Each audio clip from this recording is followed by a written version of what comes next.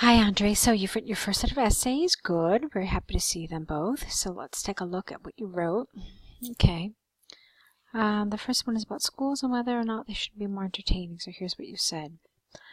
Various pedagogical methods are always controversial and cause debates in the society. According to conservative vision, the ultimate target of educational institutions is knowledge, and they must pay attention to teaching.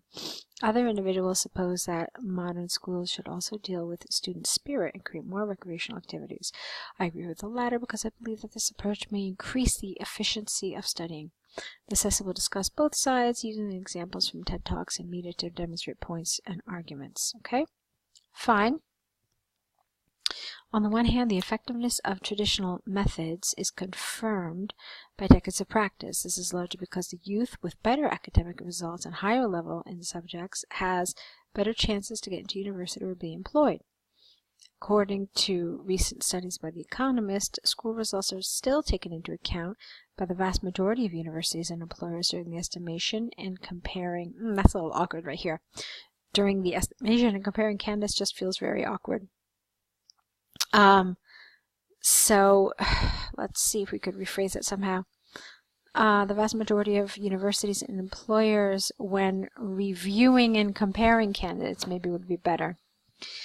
Okay, therefore, concentration on education, get rid of the, is a major issue for schools. On the other hand, entertainment during the process of teaching might improve not only students' mood, but also their results.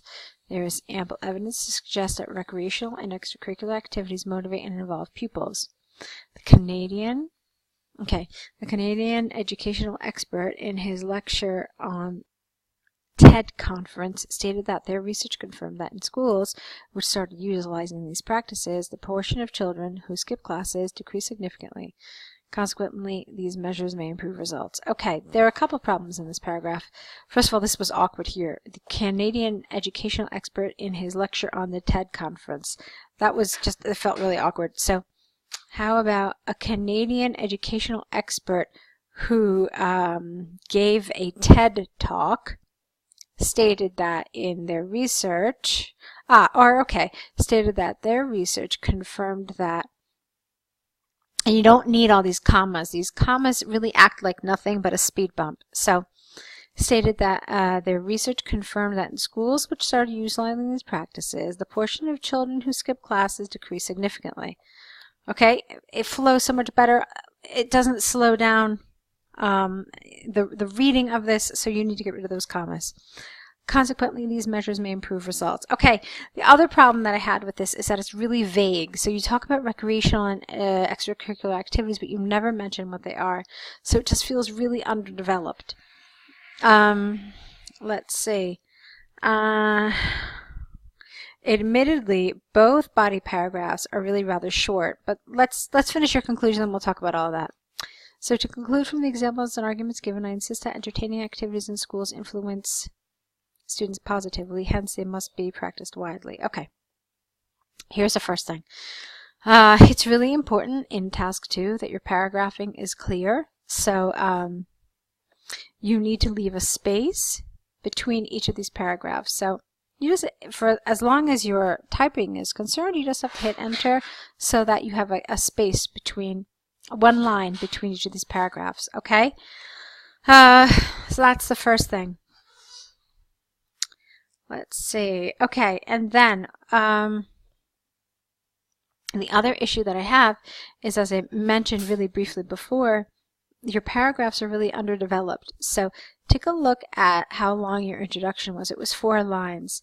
And then in comparison, your first body paragraph was also 4 lines, but not even because it stopped here.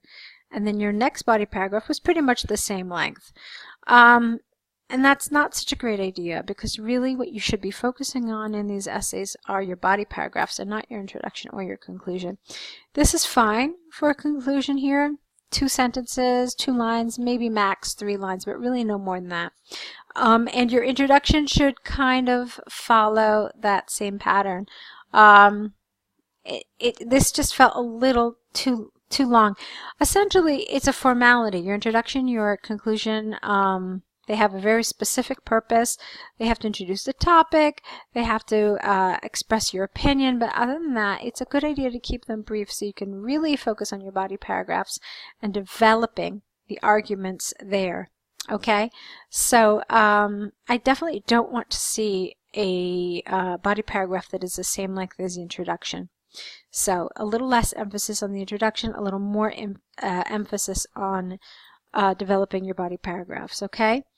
It was fine other than that, but like I said, even apart from just the length of the paragraphs, I would have liked to see a little more development, a little more illustration, a little more substance, rather than just a lot of theoretical things that you refer to but don't really give any tangible examples of. So I would like some more tangible examples. All right. Vocabulary, grammar were fine. Nothing really major there. So let's take a look at your task, your second task 2. This is the one about doing the enjoyable activity. Here's what you said. Despite the huge positive effect of reading for intellectual capacities of children, some individuals believe that recreational activities such as art and sport might improve particular abilities of the youth in a better way. I entirely agree with them due to the fact that art and sport may cover more useful skills. This essay will analyze benefits of these activities using examples from scientific papers and media to demonstrate points and support arguments. Okay, it's fine. To begin with, in contrast with reading, painting and drawing help develop a wide range of talents such as creativity and imagination. Furthermore, during these processes, children, because we never use the words kids in IELTS, children are able to operate in teams which trains their capabilities to communicate and cooperate. Recent studies by the United Nations have shown that children whose hobbies include art, you don't need all these commas again, get rid of this, get rid of this. So children whose hobbies include art demonstrate better adaptability in further education. Furthermore, it is crucial to include painting and drawing in the daily routine of children. Okay. You know what? Let's finish the essay and then we'll talk about it in terms of development. Let's try it again. It also should not be forgotten that offspring benefit from participating in sports competitions. I don't like offspring. It's not people's children. It's just children in general, so this is the wrong word. It has a huge positive effect not only for their bodies and health, but also for their mental conditions and abilities. I don't like this mental conditions. It's like they're suffering from some sort of mental illness. So you could have said instead for their, I don't know, mental health, their mental stability, for, I don't know. I mean, what kind of skill? Let's see how you developed it. According to the recent research of the World Health Organization, team sports contribute to the development of such crucial skills as dependability and self-motivation. Okay, all right. Consequently, athletics, get rid of "and." Athletics may be the source of abilities, no comma, which cannot be assumed by books. Okay, let's see. So now that we've read the whole paragraph, what would have been a better word here? Is a positive effect not only for their bodies and their health, but also for their,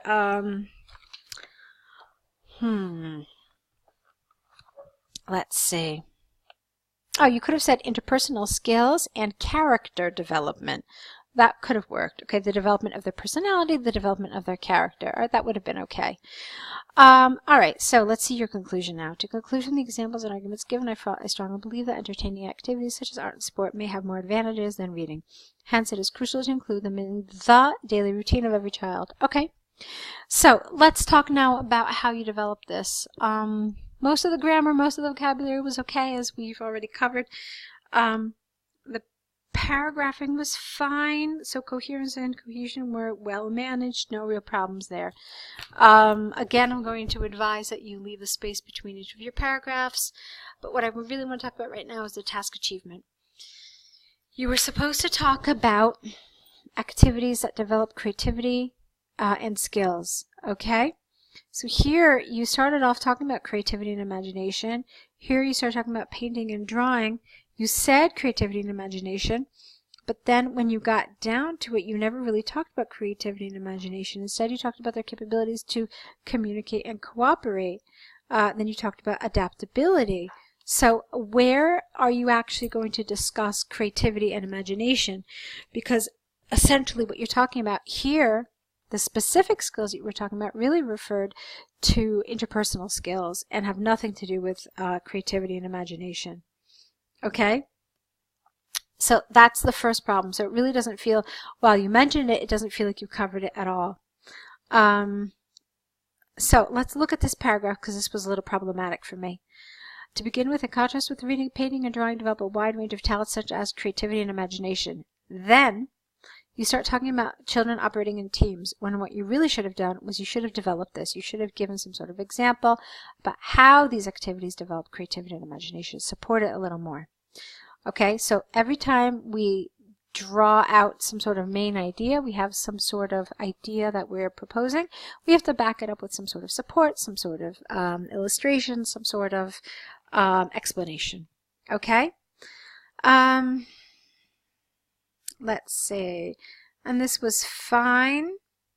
And then here, furthermore was absolutely the wrong word to use here. Furthermore is as if you're adding, but you're not really adding. Instead, what you're doing is you're concluding here. So this should have had a therefore, a thus, or hence, or consequently, but something that really shows that you're concluding this paragraph. Okay.